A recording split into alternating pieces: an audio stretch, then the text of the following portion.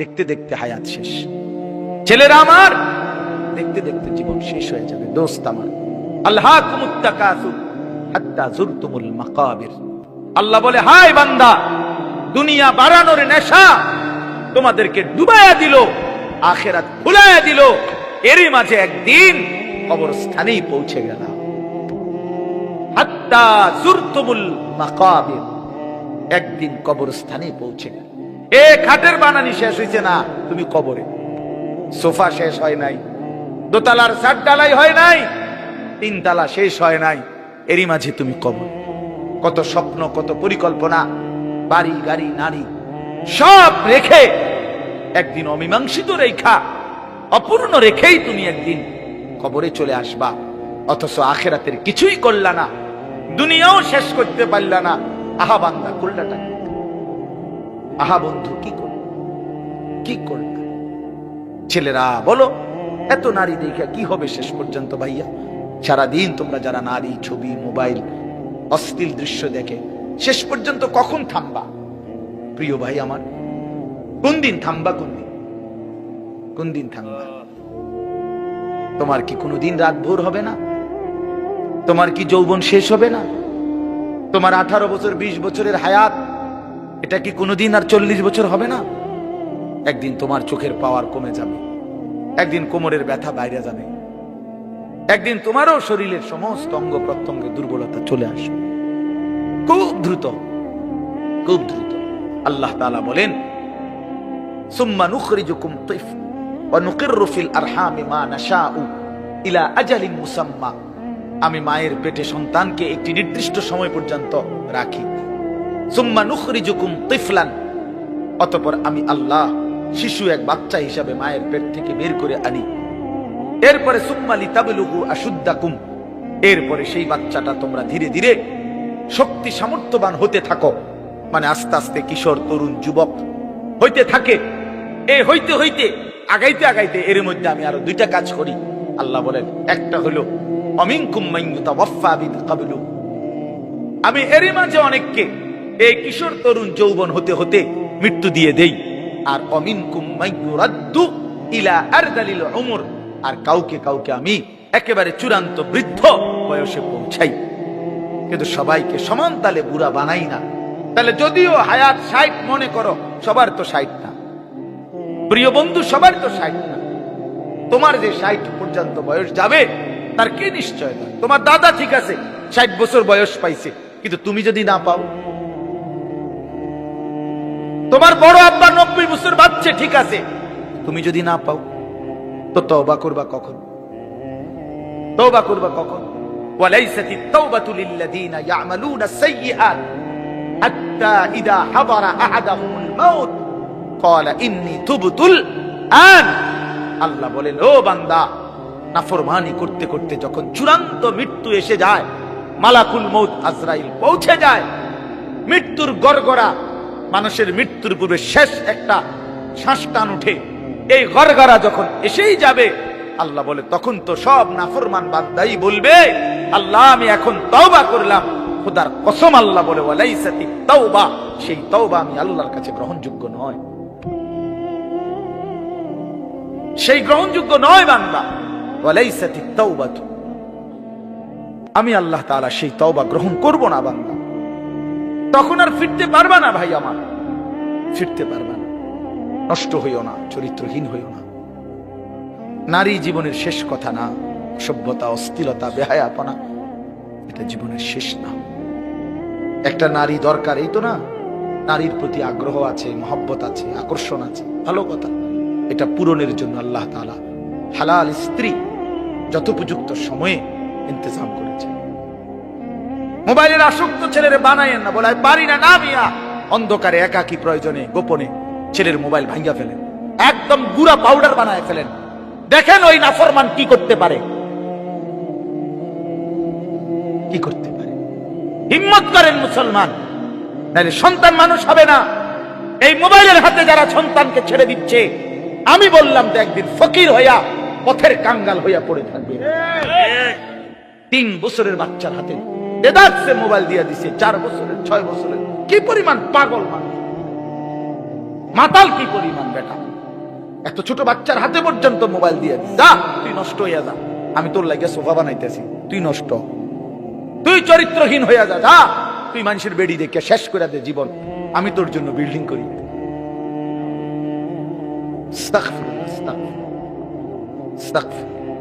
এটা কোন ধরনের জীবন নিয়ে? দুনিয়াবী বিষয়। যে ব্যবসায়ী খুব মনোযোগ দিয়া ব্যবসা করে, একদম খুব কঠোর নিয়ম মাইনা, নিয়মানুবর্তিতা মাইনা, দেখা গেছে সে অল্প সময়ের ব্যবধানে সফল ব্যবসায়ী হয়ে যায়। এই জন্য ভাই এটা একটা জরুরি, সব নওজোয়ান তোমাদের জন্য আমি বললাম ভাই, নিজের পড়ালেখা, নিজের জিন্দিগির একটা নিষ্ঠা থাকতে হয়, যে আমার একটা টার্গেট থাকতে হবে, আমি ওখানে পৌঁছবই, আমি ওই পর্যন্ত যাবো ইনশাআল্লাহ, এরকম একটা টার্গেট থাকতে হবে। জিন্দিগির কোনো উদ্দেশ্য নাই, লাগাম ছাড়া ঘুমাইছে তো 9টা বাজে গেছে ওঠে না, রাতের 3টা বাজে গেছে ঘুমায় না, এ তো পাগল ছাগলের জিন্দিগি, এ তো ফালতু মানুষের জীবন। ঘুমের স্টেশন নাই, জাগারও কোনো স্টেশন নাই, দুপুর হয়ে গেছে খানার খবর নাই, আবার সন্ধ্যা না হইতে ভাত খাইয়ে বলছে রাতের খানা। এগুলো এলোমেলো না জীবন? এই জীবনের কোনো সৌন্দর্য নাই ভাই। আমার জিন্দিগিতে নিষ্ঠা, আন্তরিকতা, একাগ্রতা, মনোযোগ এবং সময়ের প্রতি যথাযথ গুরুত্ব মানুষকে সুন্দর বানায়, মানুষকে সফল বানায়। এজন্য নিজেদের জীবনে আমি অনুরোধ করলাম, ভাই আমার, বন্ধু আমার, এটার প্রতি যত্নবান হওয়া উচিত। তোমার জীবনের জন্য একটা শৃঙ্খলা থাকে, তোমার জীবনের জন্য একটা নিয়ম থাকে, তুমি সময় অসময় নির্ধারণ করা, যে আমি কখন কোন কাজটা করব, শুধু শুধু সময় নষ্ট না করা। ইমাম শাফিঈ রাহমাতুল্লাহ আলাইহি একজন বড় বুজুর্গ ছিলেন। আমরা অনেকেই জানি 4টা মাযহাব, হানাফি, শাফিঈ, মালিকি, হাম্বলি। এই শাফিঈ মাযহাবের যিনি ইমাম, মুজতাহিদ, জগৎ বিখ্যাত ইমামদের মধ্যে সবচেয়ে কম বয়সে যিনি সবচেয়ে বেশি খ্যাতি পাইছিলেন, উনি হলেন ইমাম শাফিঈ। অল্প বয়সে বড় ইমাম হয়েছিলেন। তো উনি বলছেন একটা আজীব কথা, যে উনি বলছেন আমার সারাটা জীবন আমি আল্লাহর নেক বান্দা, উলামায়ে কেরাম, আসাতেজায়ে কেরাম এবং আল্লাহর প্রিয় বান্দাদের কাছে আসা যাওয়ার দ্বারা যেটুকু জ্ঞান শিখছি, যাই অর্জন করছি, এই সবটা জিন্দিগির বিনিময়ে আমি 2টা কথা শিখছি। কয়টা কথা? এক, উনি বলেন একটা কথা শিখছি, আল ওয়াক্তু সাইফুন ইন লাম তাকতাহু কাতাআকা।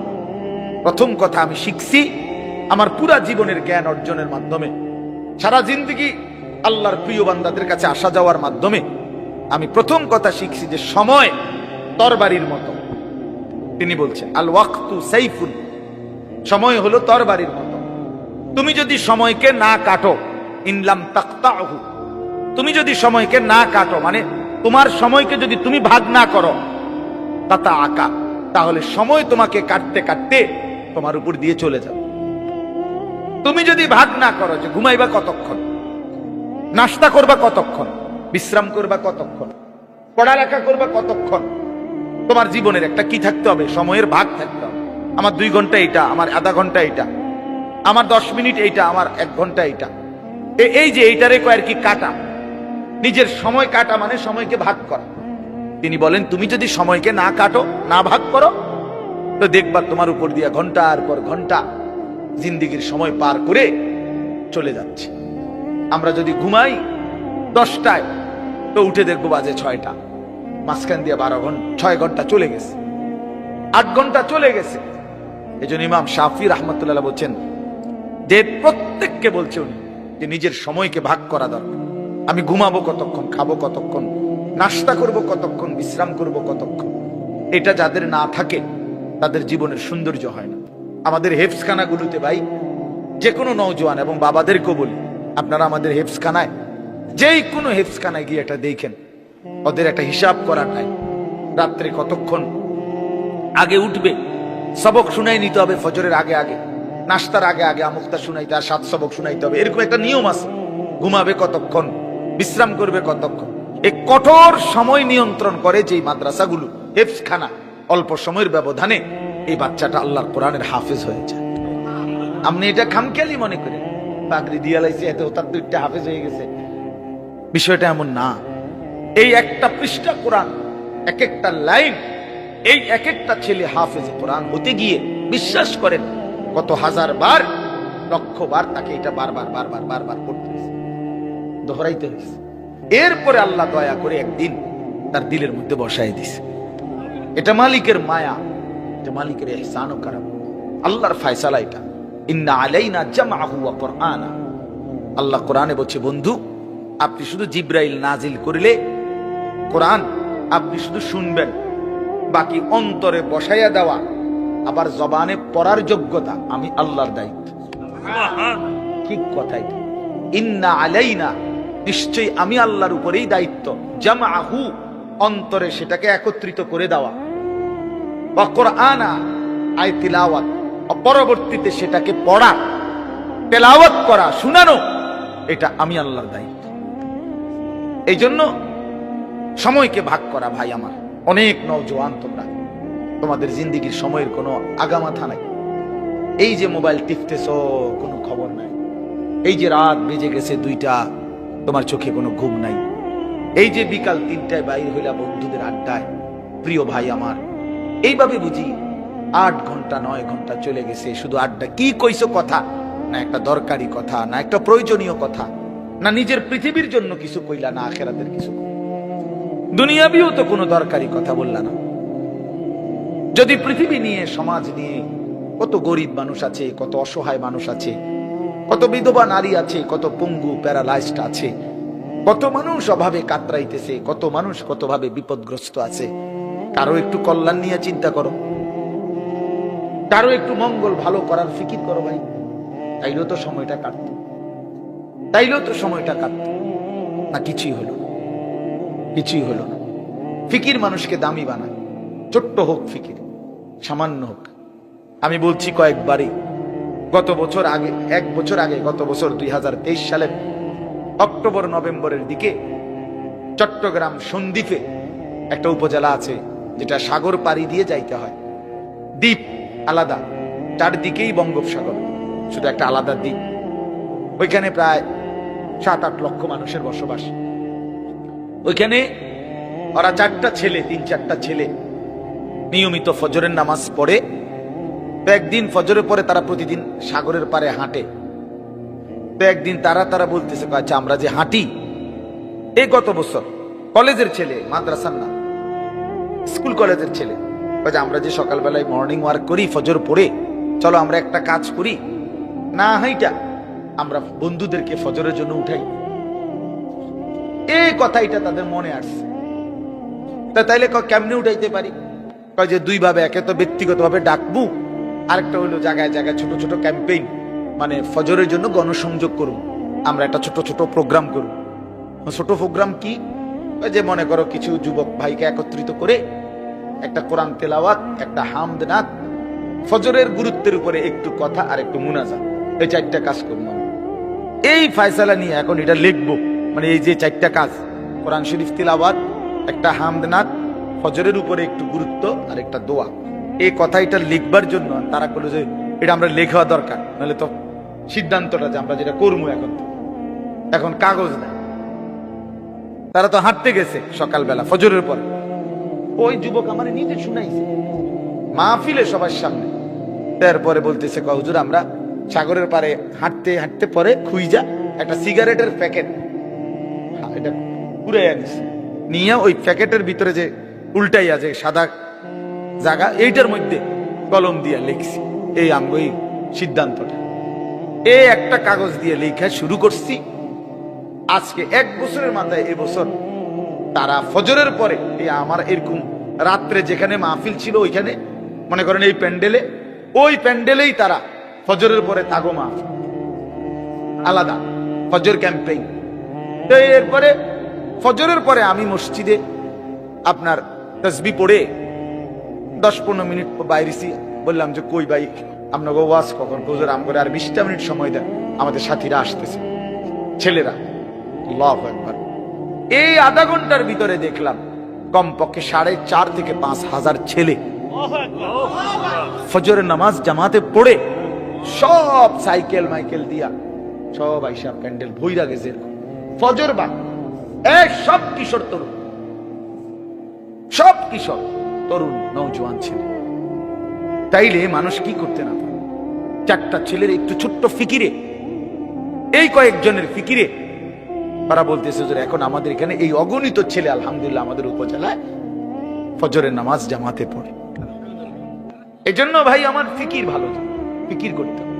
তুমি শুধু শুধু আড্ডা দিয়ে কি কইলা, এ বেডির কথা, মাইয়ার কথা, অসভ্য কথা, নোংরা কথা, অশ্লীল কথা, কি লাভ হইল কইয়া? কতক্ষণ মুখটা নষ্ট করলা, কি মজা হইল? কিছু অসৎ বন্ধু ওইগুলা হয়তো একটা হাসি দিছে, চিৎকার দিছে, ঠ্যাং দিয়ে একটা লাথি মারছে, হ্যাঁ, পাগলের মতো, ছাগলের মতো, তার সিরার মতো, আর নাই তো কি? এটা কি কোনো মজা হইল কিছু? এজন্য নিজের ফিকির, মানুষের ফিকির, কল্যাণের ফিকির করা। আমরা ছোটবেলায় যখন স্কুলে পড়ছি, প্রাইমারি স্কুলে, তখন স্কুলের চতুর্থ শ্রেণী বা পঞ্চম শ্রেণী হবে আমাদের সময়। প্রাইমারি স্কুলের পঞ্চম, এই যে 1990-91 সনের কথা বলতেছি, তখন আমরা প্রাইমারি স্কুলের বাংলা বইতে পঞ্চম শ্রেণীতে একটা গল্প পড়ছি, 10 মিলে করি কাজ। এই গল্পের নাম একদ্দুর না হারিজিতি না হিলাজ, এটা ছিল না লাইনে, মানে ছিল দূরে, 10 মিলে করি কাজ। তো এটা একটা গল্প। ওইটা গল্পটা কি, আমাদের এই কুমিল্লা এখনো জায়গাটা আছে, কুমিল্লা একটা জায়গা আছে কোটবাড়ি বিশ্ব রোড। তো কোটবাড়ি বিশ্ব রোড দিয়ে সোজা টমসম ব্রিজ যাওয়া যায় কুমিল্লা শহরে। মাঝখানে একটা জায়গা আছে বলরামপুর, দিদার এলাকা, এটার নাম, এলাকাটার নাম। এইখানে একটা সমিতি আছে, দিদার সমিতি, এখনো আছে সমিতিটা, আপনারা গেলেও দেখতে পারবেন। এইখানে ওই সময় আমরা বইয়ে পড়ছি এই সমিতিটার কিভাবে গড়ে উঠছে, এই গল্পটা ওই বইতে ছিল আমাদের স্কুলের বই। আমি যে সময় 5-এ পড়ছি, তো কি লিখছে, 10 জন রিক্সাওয়ালা ওরা একদিন বসে চিন্তা করছে যে প্রতিদিন মোট আমরা যে কয় কাপ চা খাই, এখান থেকে আমরা প্রত্যেকে 1 কাপ চা কম খাবো, খাইয়া ওই 1 কাপ চার টাকাটা আমরা 10 জনে জমাইয়া আমরা একটা সমিতি করি।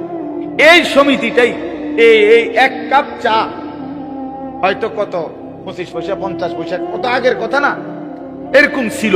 তো এইটুকু প্রতিদিন 1 কাপ চা কম খাইয়া ওই টাকাটা তারা 10 জনে জমাইতো, একটা সমিতি করছিল।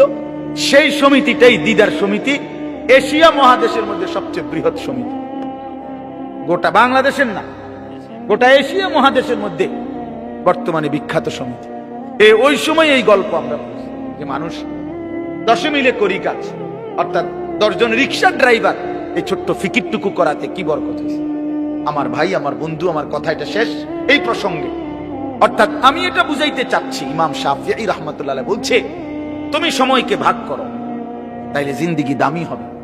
আমাদের বাংলাদেশের একজন বড় বুজুর্গ আলেম ছিলেন, বাংলাদেশের মর্দে মুজাহিদ ছিলেন, হাটহাজারী হযরত আমিরে হেফাজত আল্লামা শাহ আহমদ শফি রাহমাতুল্লাহ আলাইহির পরে যিনি হেফাজতে ইসলামের দ্বিতীয় সর্বোচ্চ ব্যক্তি ছিলেন, যিনি সিনিয়র নায়েবে আমির ছিলেন হেফাজতে ইসলাম বাংলাদেশের, আল্লামা নূর হুসাইন কাসিমি রাহমাতুল্লাহ আলাইহি, যিনি মৃত্যুর 1 ঘন্টা আগেও এই আওয়ামী ফ্যাসিস্ট আমলে কোনদিন 1 বিন্দুর জন্য ঘাড় নোয়ায় নাই।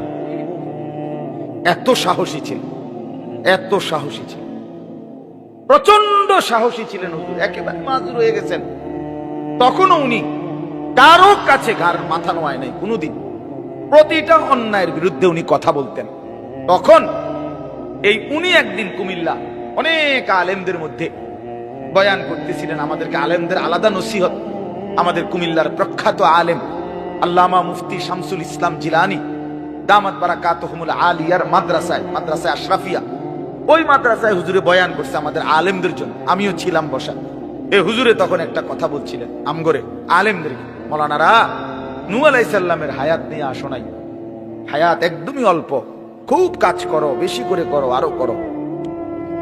কারণ আসলে তো আমরা নূহ আলাইহিস সালামের হায়াত 950 বছর, তা আমরা কি 950 বছর হায়াত নিয়ে আসছি? তো তাইলে তুমি যদি মনে করো আমার সময় তো বহুত আছে, আমি 100-200 বছর নাইলে খামখেয়ালি করলাম, ফুর্তি করি না, বছর 100-200 বছর আস্তে আস্তে 900 বছর এত আমল দিয়ে করবো কি? কথা বলে এমন আমাদের হায়াত, তাই দেখতে দেখতে ফুরায় যায়। দেখতে দেখতে দেখতে দেখতে ফুরায় যায়। আল্লামা মামুনুল হক দামাত বারাকাতুহুম, জাতির এই সিংহ শার্দুল আজকে প্রচন্ড অসুস্থ, এই এখন হসপিটালে। আমার ডাক্তার আমারে এই এখন চোখের ডাক্তার দেখে আমারে বলতেছে, হুজুর স্বাভাবিকতার চাইতো আপনার চোখের লেন্সের পাওয়ার কমে যাচ্ছে একটু বেশি, অর্থাৎ স্বাভাবিকভাবে এতটা কমে যাওয়ার কথা না, ঘুমাননি ঠিক মতো, ডায়াবেটিস আসেনি, বিশ্রাম পরিশ্রম খুব বেশি করেন কিনা, ইত্যাদি ইত্যাদি জিজ্ঞাসা। আমি মাতি না, আমি জানি হেতরে যদি আমি এটি কই হে বুঝবো না যে না হে কমাই কি কয় হুজুর, এটা কি কয়, এইভাবে বুঝি দৌড়ায় মানুষ। মানে আমগো এই ব্যস্ততা শুনলে সে কোনো বিশ্বাসও করবে না।